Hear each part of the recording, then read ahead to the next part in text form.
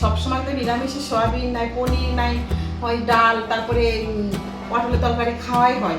দেখা গেল তেমন কিছুই ঘরে নেই, চটপট দুটো আলু থাকলে একটু বেসন দিয়ে দেখো কত সুন্দর একটা রেসিপি করে ফেলেছি। গরম ভাতের সাথে খেতে পারবে এবং রুটির সাথে খেতে পারবে। তাহলে রেসিপিটা কী দিয়ে কী করতে? বন্ধুরা তোমরা সবাই কেমন আছো? ভালো আছো? আমিও ভালো আছি। আজকে রথের দিন, আমার বন্ধুরা সব কেমন আছে? সব ভালো আছে, তাদের শুভেচ্ছা জানাই। আর আজকে একটা নতুন একটা রেসিপি রান্না করতে এসেছি। তার জন্য এই যে দুটো আলু লাগবে, এরকম সাইজ একটা বড় নিয়েছি, একটা ছোটো নিয়েছি। আলুটাকে এবার কেটে নেবো, কেটে নিয়েছি এরকম করে। এবার এগুলোকে একটা এইভাবে করে আলুগুলোকে কেট করে নেব, সব কটাকেই করে নিচ্ছি। এই দেখো কি সুন্দর করে নিয়েছি, কিন্তু এগুলোকে আবার একটু জল দিয়ে ধুতে হবে ভালো করে, নাহলে আলুর গায়ে একটা কষ আছে না, ওটা তো ভালো লাগবে না। তো সব কটা আমি কেটে নিই। আর দেখো ওইটা হচ্ছে, এটা হচ্ছে জিরে বাটা, এটা গরম মশলা বেটে রেখেছি, আর এটা হচ্ছে কাজু বাটা, আর যা লাগবে 4-3টে লঙ্কা চিড়ে রেখেছি, আর ওই যে হলুদ লঙ্কা নুন, আর লাগবে হচ্ছে বেসন। এরকম তার জন্য একটু বেসন নিয়েছি, আর অল্প একটু নুন দেবো এর মধ্যে দিয়ে। এই যে তোমাদের দেখালাম যেটা গ্রেট করেছি, এটাকে আমি এটা ধুয়ে নিয়ে এসেছি সুন্দর করে, এটা চিপে চিপে এই বেসনের মধ্যে দেবো। একইভাবে সবকটা দিয়ে নিই। এটাকে এখন ভালো করে মাখতে হবে। এই মাখার মধ্যে আর কিছুই দেবো না, ওই হলুদ, শুধু নুনটাই থাকবে, আর একটু হলুদ দেবো, দিয়ে ভালো করে মাখিয়ে নেব। দেখো একটু হলুদ দিলাম, এবার ভালো করে মাখিয়ে নিই। এটা হাত দিয়ে মাখাতে হবে। দেখো ভালো করে মাখিয়ে নিচ্ছি। জল না দিলেও চলবে, নুন দেওয়া আছে আলুর মধ্যে, তো নুন দিলে জল একটু ওঠে, আর কিন্তু জল লাগছে, জল দিয়ে মাখতে হবে না, শুকনো শুকনো করে মাখতে হবে। দেখো কি সুন্দর মাখিয়ে নিয়েছি। এবার চলো রান্নাতে যাবো, এরকম ভাবে থাক, তোরা রান্না করতে যাবো। এবার দেখো কড়াই গরম বসিয়ে দিয়েছি, এবার কড়াইয়ে তেল দেবো। তেলটা আমি একটু বেশি করেই দিয়ে নিলাম। তোমরা চাইলে সর্ষের তেল ব্যবহার করতে পারো, আমি এখন সাদা তেলই ব্যবহার করেছি। আমি এই সাদা তেলটাই খাই, আর এটাই ব্যবহার করেছি। দেখো এরকম গোল গোল করে এরকম ছেড়ে দিলাম। দেখো একটু জল দিইনি, বললাম না একটু জল দেবো না, আলুর গায়ে জলটা আছে, দেখো কত নরম হয়ে গেছে, একদম তুলতুল করছে। এরকম করেই ওই যে এরকম করে বলগুলো একটা ছেড়ে দিলাম কড়াই, এরকম করেই সবটা ছেড়ে দেবো। আমি একটু হাতে করে বানিয়ে নিলাম, এবার ছেড়ে দিচ্ছি। এরকম করে সব কটা বানিয়ে ভেজে নেবো ভালো করে। তোমরা চাইলে এই শেপটা মানে চ্যাপটার মতো মানে লম্বা করে করতে পারো, আমি গোল গোল করেই করে নিলাম। একটু চ্যাপটা করে করতে পারো, খুব ঝটপট রান্না। দেখি একটু নাড়িয়ে দেখি কেমন হয়েছে। একটা তুলেও ফেলেছি, আবার একটা তুলছি, এরকম উঠে যাচ্ছে না, এরকম করে সব কটা তুলে দিই। দেখো গোল শেপ তো রইলো না, একটু চ্যাপটা হয়ে গেল, যেহেতু মানে মাখাটা শক্তই ছিল, কিন্তু আলুর জলটা ওঠে না, মাখাটা একটু নরম হয়ে গেছে।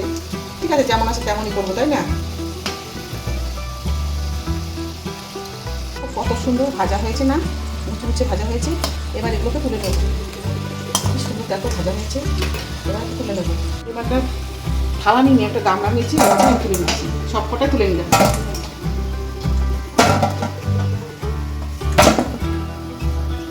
ভাবে ওই যেটুকু আছে সেইটুকু আবার একইভাবে এরকম করে ভেজে নেব। ভেজে নিয়েছি এরকম করে, আর ওই তেলের মধ্যে ওই তেলের মধ্যেই আমি হাতে করে দেখাচ্ছি, অল্প একটুখানি জিরে ফোড়ন দিলাম, আর একটা তেজপাতা ছিঁড়ে নিয়ে ফোড়ন দিলাম। আমি তো এর মধ্যে আলু ব্যবহার করছি না, শুধু করবো। আর একটা ছোট টমেটো এরকম দেখো কুচি কুচি করে কেটে দিয়েছি। টমেটোটা কিন্তু ভালো করে ভেজে নিই। টমেটো ভালো করে না ভাজলে টমেটো একটু টক লাগে তরকারিতে, আর ভালো করে ভাজলে টকটা কম লাগে। ভাজা হোক কতক্ষণ। এবার টমেটোটা ভাজা হয়ে গেছে, এর মধ্যে আমি এখন এক এক করে যাচ্ছি, মশলাগুলো ভেজে জিরে বাটা দিলাম 1 চামচ, লঙ্কার গুঁড়ো দিয়ে দিলাম, হলুদ দিয়ে দিলাম,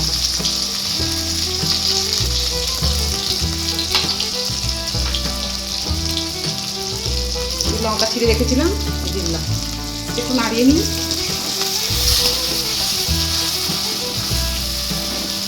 দেখো গ্যাসের আঁচটাকে একটু কমিয়ে দিয়েছি। এবার নুন দেবো। আমি আগেই আন্দাজ মতো নুনটা মেপে রেখেছিলাম, তার মধ্যে একটু কম দিচ্ছি, আবার পরে একটু দিয়ে দেবো লাগলে।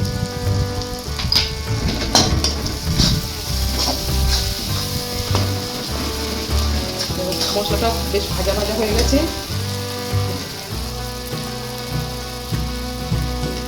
কাজু বাদাম বেটে রেখেছিলাম, এটাও দিয়ে দেবো।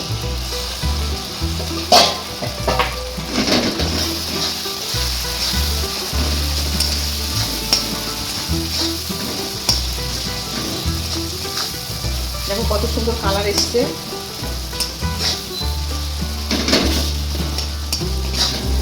এই রান্নাটা জানো পেঁয়াজও দেওয়া যায়, কিন্তু আমি পেঁয়াজ দিই না। তুমি দেখো আমার রান্নাটা, তোমরা দেখোই বেশিরভাগ রান্না আমার কিন্তু পেঁয়াজ রসুন ছাড়াই রান্না হয় সবসময়। খুব কম পেঁয়াজ আমি ব্যবহার করি। এবার জল দিয়ে দেবো, ওই মশলা বাটি ধোয়া জলগুলো একটু দিয়ে দেবো। এবার একটু নাড়াচাড়া দিয়ে দিই।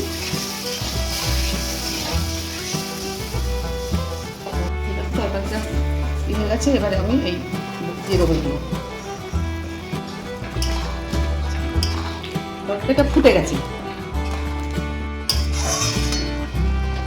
এই দেখো তরকারি কি সুন্দর ফুটছে না বলো, মানে হাই ফ্লেমে দিয়ে রেখেছি। তারপর নামানোর সময় একটুখানি গরম মশলা দিয়ে নামিয়ে নেব। গ্যাসটা একটু কমিয়ে দিয়েছি।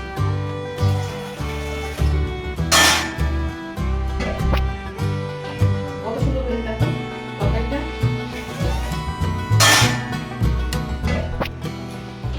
কত সুন্দর হয়ে দেখো তরকারিটা। দেখো 1 চামচ ঘি ছড়িয়ে দিলাম উপর দিয়ে। এটা নিরামিষ রান্না তো, একটু ঘি গরম মশলা দিলে পরে কি তরকারির ফ্লেভারটা খুব সুন্দর হয়। এই তো এবার গরম মশলা দেবো। গরম মশলা হচ্ছে এটা, আমি এলাচ আর দারচিনি আর 2টো লবঙ্গ একসঙ্গে করে বেটে রেখেছি। এবার একটু মিশিয়ে দিই ভালো করে।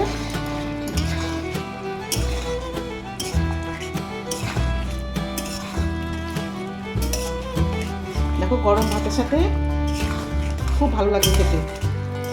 এবার হয়ে গেছে তরকারিটা, এবার নামিয়ে নেব। দেখো রান্নাটা আমার রেডি হয়ে গেছে। রেসিপিটা তোমরা কিন্তু বানিয়ে বাড়িতে অবশ্যই খাবে।